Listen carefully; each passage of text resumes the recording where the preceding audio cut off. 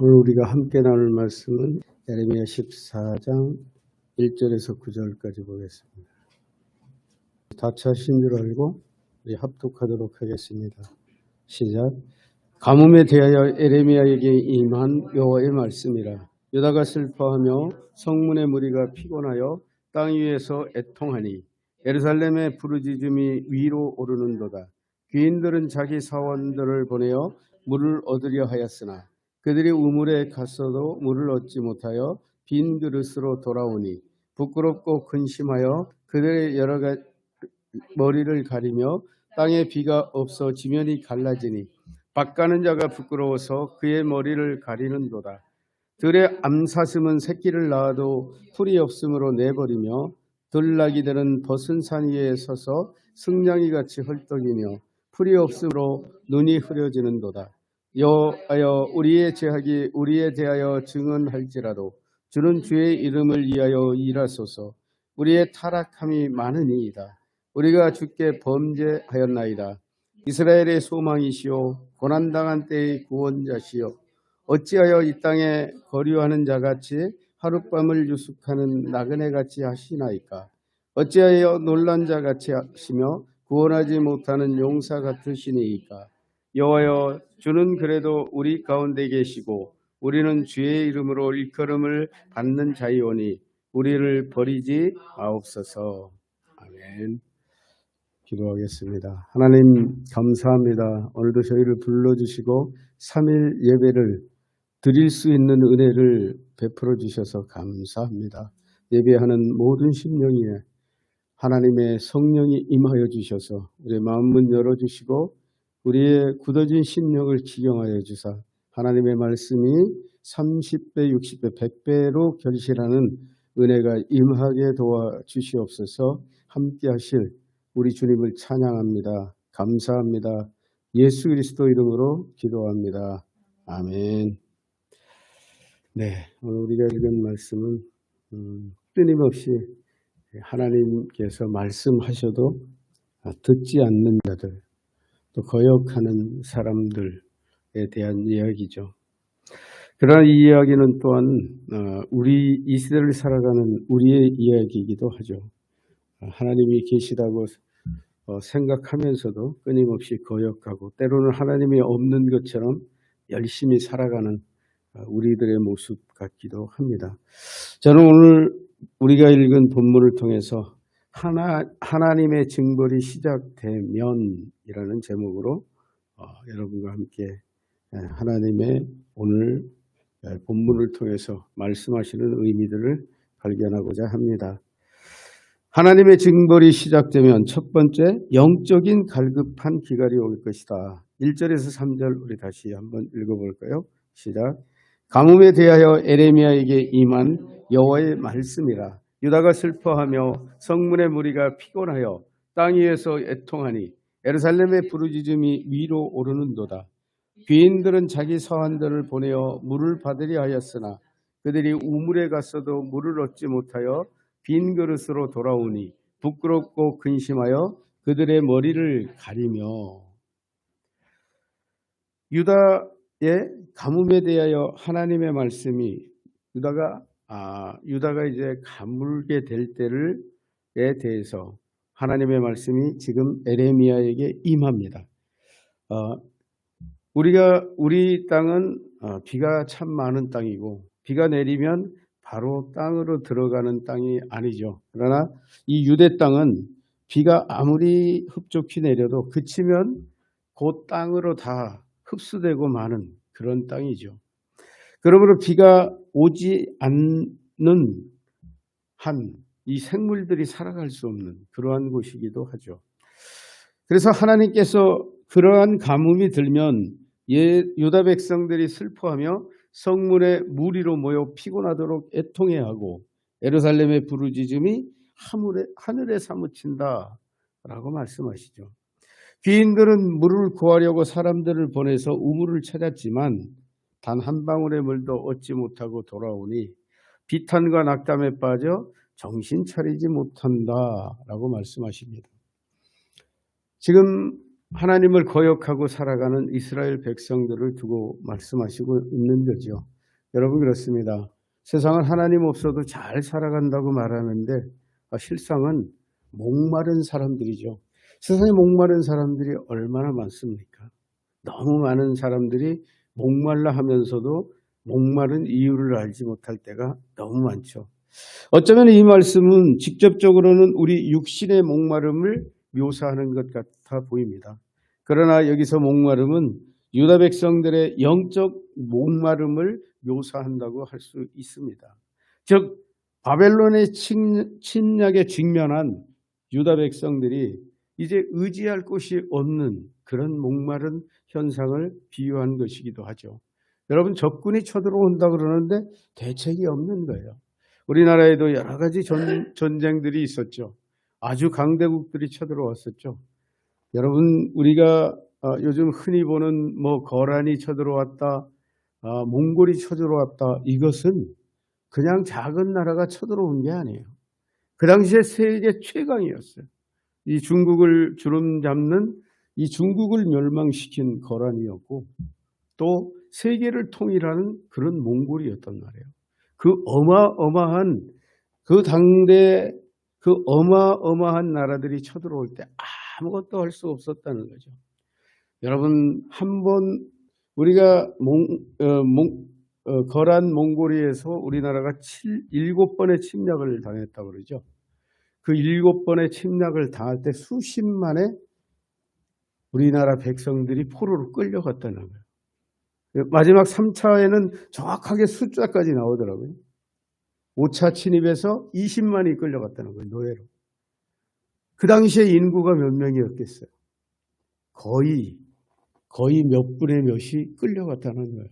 그래서 어떻게 보면 우리 민족이 세계 속에 아주 중국 대륙을 위시해서 동남아 땅에 아주 퍼져도 아주 편만하게 퍼진 그런 숫자들이 끌려갔다는 거예요. 더군다나 이 몽골은 얼마나 잔인합니까? 20만을 끌어갔으면 20만 이상을 죽였다는 거예요. 엄청난 일. 그러한 이 위기 앞에서 지금 유다 백성들은 아무것도 할 수가 없어요. 나라의 힘도 없고요. 도울 만한 나라들도 구해봤지만 도와줄 수 있는 것 같지도 않아요. 강대국에 손을 내밀어 봤지만 그렇게 자기네들을 도와주는 나라가 어디 있겠습니까? 그런 참담한 그런 상태를 묘사하고 있는 것이죠. 그렇습니다. 성도가 가장 견디기 힘든 갈급함은 영적인 갈급함이죠. 여러분 믿는 데가 있다면은 사람이 믿는 데가 있다면은 두려움이 없어진다는 거예요. 근데 사람이 정말 어려움을 당하면은 의지할 데가 없다라는 거예요. 절망적이라는 거예요. 지금 이스라엘 백성이 그런 지금 상태에 처해 있는 것을 지금 하나님이 말씀하시는 것이죠. 인간이란 원래 형통할 때 풍성한 삶을 살아갈 때 기고만장하지만 절망적인 현실 앞에서는 심히 절망하고 낙담하는 것이 인간 본래의 모습이기 때문에 그렇습니다. 아무리 애쓰고 수고해도 해결할 수 없는 세상 그 누구의 도움으로도 해결할 수 없는 안타까운 현실 앞에서 정신 차리지 못하는 게 인간이라는 말씀인 것이죠. 그렇습니다.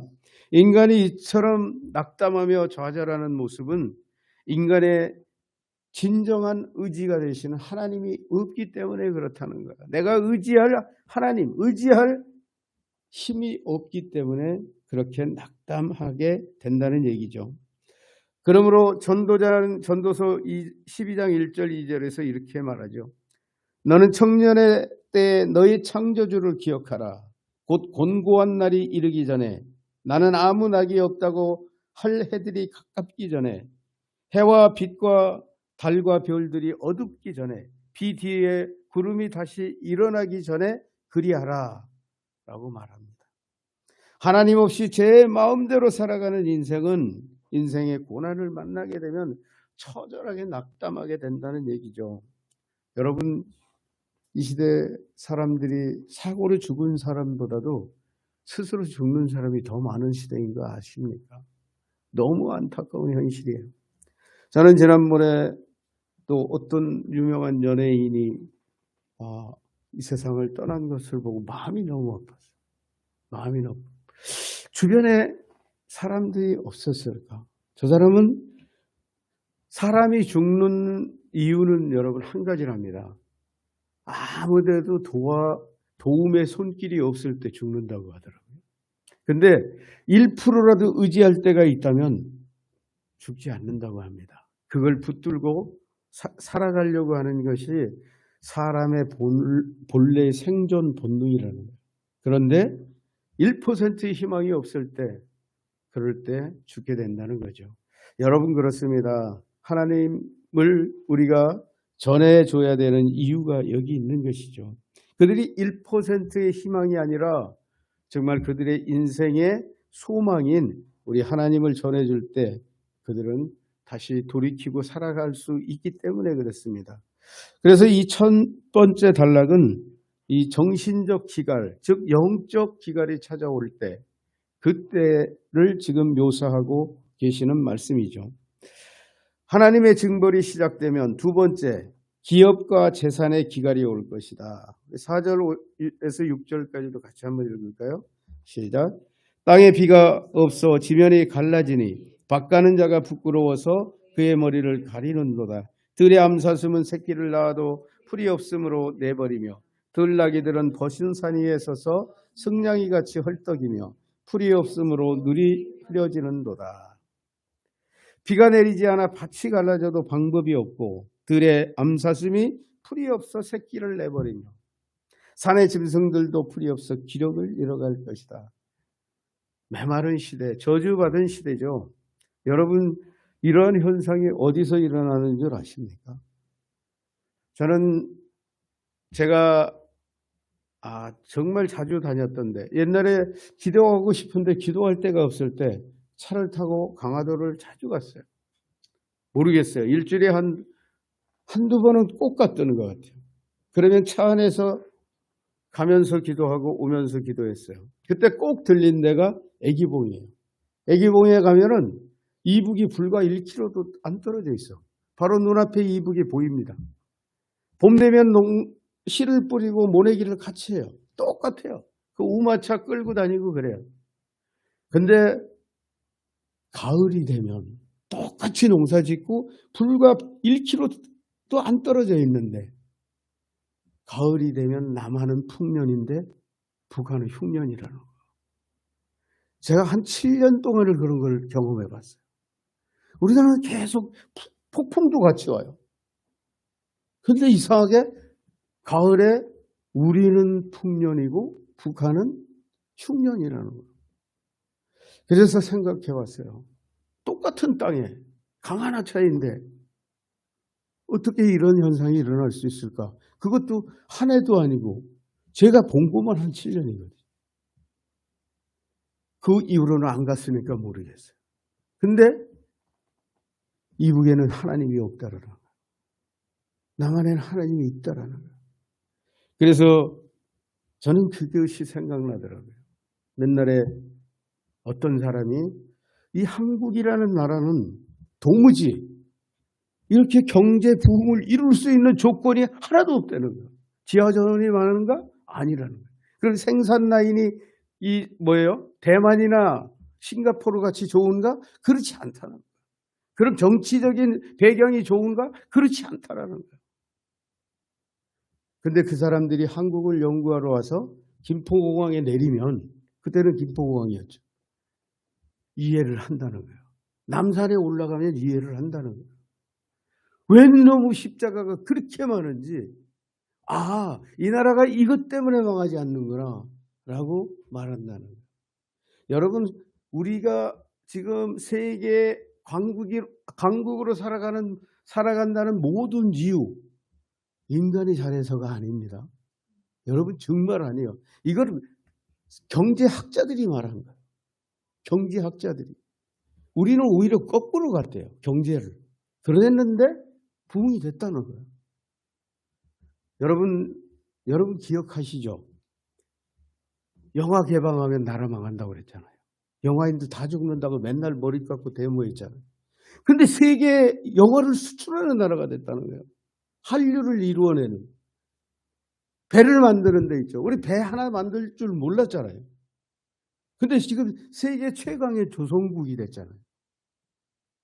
누가 하셨을까요? 이 배경도 없대요.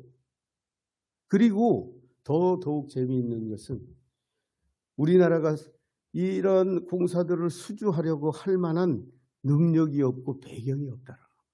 그냥 어떤 환경을 이루어서라도 우리나라가 그 건설이고 이 선박이고 그 수주권을 따낸다는 거예요. 누가 해냐는 거예요. 우리 믿는 자들은 그 해답을 알고 있죠. 그런데 사람들은 다 기적이라고 그러는 거예요. 기적이라고 그러는 거예요. 그렇습니다.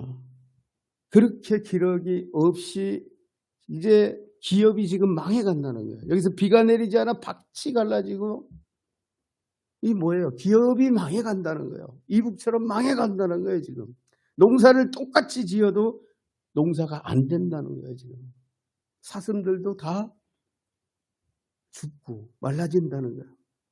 이 현상을 보고 선지자 에레미야가 기도하죠. 우리 7절 9절을 같이 한번 읽어볼까요? 7절에서 9절 같이 읽겠습니다. 시작. 여호와여, 우리의 죄악이 우리에게 대하여 증언할지라도 주는 주의 이름을 위하여 일하소서. 우리의 타락함이 많으니이다. 우리가 주께 범죄하였나이다. 이스라엘의 소망이시오 고난당한 때의 구원자이시며 어찌하여 이 땅에 거류하는 자같이 하룻밤을 유숙하는 나그네같이 하시나이까. 어찌하여 놀란 자 같으시며 구원하지 못하는 용사 같으시니이까. 여호와여, 주는 그래도 우리 가운데 계시고 우리는 주의 이름으로 일컬음을 받은 자이오니 우리를 버리지 마옵소서. 처절한 백성들의 모습을 보고 자기 일처럼 고통하면서 가슴을 치며 지금 에레미야가 회개하고 중보하여 기도하는 모습이죠. 우리가 주께 범죄하였사오니 주여 우리의 이름을 위하여 우리를 구원해 주십시오. 우리가 심히 타락하여 주께 범죄하였습니다. 여기서 주님의 이름을 위하여 우리를 구원하소서, 이건 무슨 얘기예요? 우리가 주의 백성이오니 우리를 구원해 주십시오라는 얘기죠. 그리고 나서 이스라엘의 소망이시여 구원자이신 하나님이시여 어찌하여 저희를 나그네들처럼 대하십니까? 어찌하여 주께서 놀라서 구원하지 못하실 용사같이 계십니까? 주님은 우리와 함께 계시고 우리는 주의 이름으로 살아가는 자들입니다. 성도라는 얘기예요. 하나님이여 우리를 버리지 마옵소서. 이 선지자의 기도는 정말 애통하며 가슴을 치며 하나님의 긍휼을 간절히 간구하고 있습니다. 선지자의 기도는 하나님의 긍휼하심을 구하는 기도로서 하나님께서도 외면하실 수 없는 그런 간절하고도 애통한 기도인 것이 분명합니다. 이 사무엘 상에 보면 사무엘 선지자도 그렇게 기도하죠. 12장 22절에 여호와께서는 너희를 자기 백성으로 삼으신 것을 기뻐하셨으므로 여호와께서는 그의 크신 이름을 위해서라도 자기 백성을 버리지 아니하실 것이요.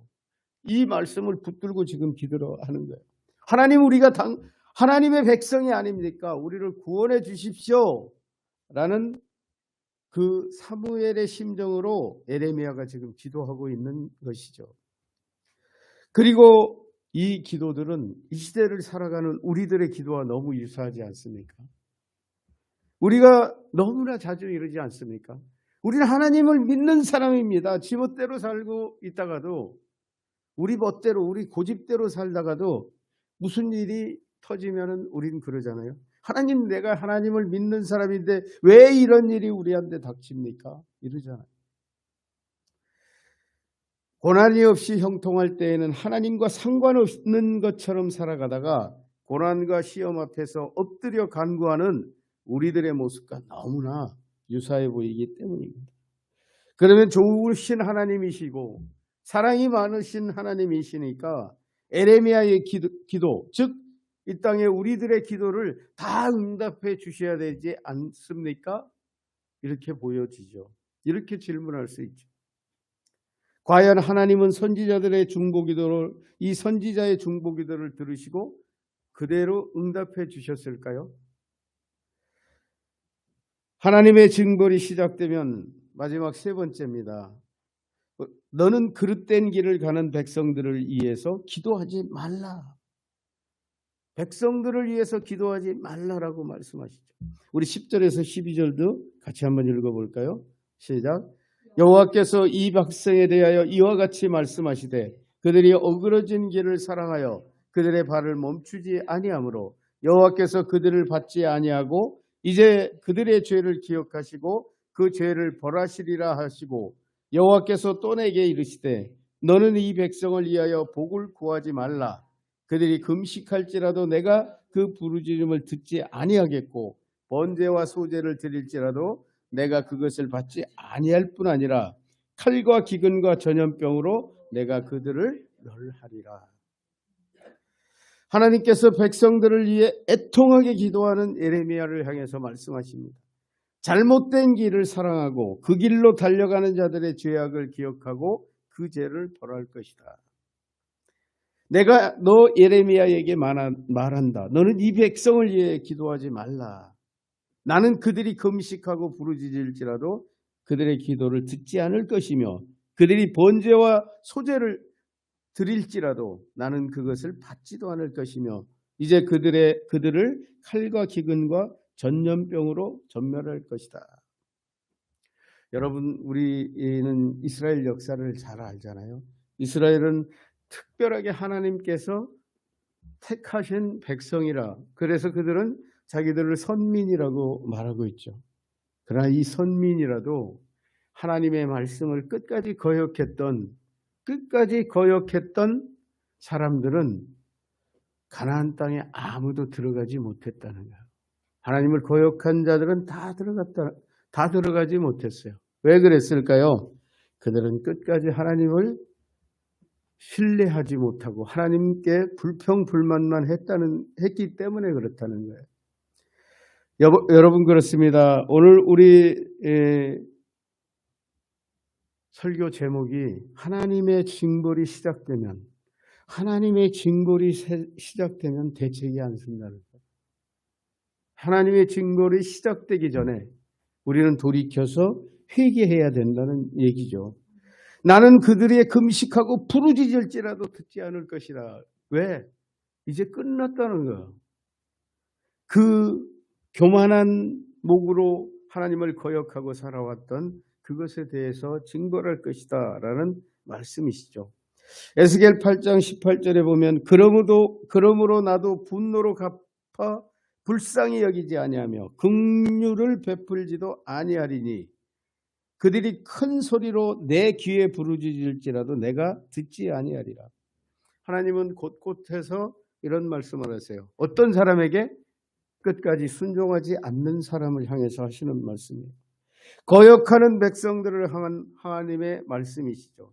하나님의 부르심을 알면서도 하나님이 끊임없이 돌아서라고 말씀하심에도 끊임없이 자기 길을 고집하며 거역하는 그런 백성들을 향해서 하신 하나님의 말씀입니다. 결국은 그들은 징벌을 면치 못한다고 지금 말씀하고 계시는 것이죠. 그리고 그 주님의 징벌이 시작되면 다시 회개할 그런 기회가 주어지지 않는다는 말씀이죠. 그러므로 우리는 하나님의 징벌이 시작되기 전 각성하고 회개해서 하나님께로 돌아와야 된다는 거예요. 여기서 하나님의 은혜와 사랑이 있는 것이죠. 우리가 진정으로 회개하고 돌아설 때 하나님은 우리를 절대로 외면하지 않으시는 분이기 때문에 그렇습니다. 그래서 어떤 환경이라도 하나님의 돌아서라는 음성이 들릴 때 우리는 하나님께로 돌아가야 되는 거예요. 하나님이 아무 말씀도 없으시면 징벌이 시작되는 거라는 얘기죠. 그래서 우리는 언제라도 하나님의 음성을 들을 때 즉시 회개하고 돌이켜서 하나님과 동행하는 그런 삶을 살아야 된다라는 교훈을 우리가 나눈 이 본문에서 발견할 수 있는 것이죠. 여러분 그렇습니다. 우리가 끝까지 하나님은 자기 백성을 어떤 환경 속에서도 구원하십니다. 여러분 어떤 것도 하나님이 우리에 대해서 어떤 것도 이루지 못할 것이 없습니다. 살고 죽는 것 모든 것이 주께 달려 있죠. 하나님께 달려 있어요. 제가 정말 그것을 체험한 사람 아니겠습니까? 저는 아주 젊은 나이에 저는 어려서부터 장이 안 좋았던 것 같아요. 물만 갈아 먹어도 배가 아프고 견딜 수 없고 기절한 적도 있어요. 물갈이라고 그러죠. 물갈이병이라고 그러죠. 근데 거기다가 젊은 나이에 술을 많이 먹었으니 완전히 간 거죠. 병원에서 회생 불가능이었어요. 불과 30대 초에. 장기 병원으로 가장 유명하다는 해정병원에 갔더니 더 나빠지지 않도록 약을 지어주겠습니다. 이게 끝이에요. 이게 끝이라는 얘기예요. 그런데 그때 예수님이 저를 찾아오셨었죠. 저는 믿음도 없었어요, 그때. 근데 하나님께 그런 결단을 했어요. 이 병은 의사들이 고치는 병이 아니라 나오면서 그 약 지어준 걸 쓰레기통에다 버렸어요. 그리고 금식기도원에 갔어요. 저 혼자 못 가니까, 초신자니까 못 가니까 우리 매형을 한테 부탁을 했어요. 우리 매형은 그때 교회를 다녔어. 나를 좀 기도원에 좀 데리고 가달라. 그래서 3일 동안 금식하는데 매형이 같이 하겠다고 그러지 매형은 밥 먹으러 댕기더라고. 금식하니까 냄새가 다 나더라고. 아닌 척하고 갔다 와도 냄새가 다 나더라고. 근데 3일째 갔는데 3일 작정하고 3일 갔는데 아무렇지도 않은 거예요. 그냥 그대로 해. 야, 하나님은 응답을 안 하시나 그랬는데 오후쯤에 3일 되는 날 오후에 뱃속이 막 뒤집어지는 거야. 막 뒤집어지는 거야. 그래서 뒤집어진다고 우리 매형한테 얘기했더니 우리 매형이 놀라는 거야.